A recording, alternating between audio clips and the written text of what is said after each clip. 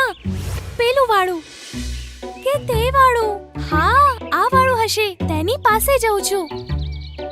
હવે હું સાચા ઝાડ પાસે આવી ગઈ છું. બસ હવે કેરીને પંજામાં દબાવીને ઉડી જાઉં. રીમઝીમ જેવી કેરીને પોતાના પંજાથી પકડે છે, તેના પંજા કેરીને ચોંટી જાય છે અને કેરીનું વજન વધારે હોવાના કારણે તે પાણીમાં ડૂબવા લાગે છે.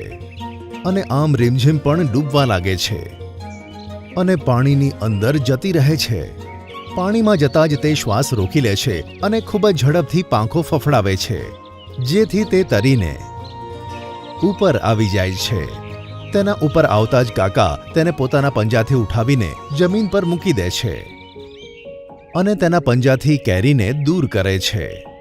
કાકા, હું કેરી તો લઈ આવત, પણ ખબર નહીં આની ઉપર ગુંદર કોણે ચોંટાડી દીધું, જેથી હું ચોંટી ગઈ.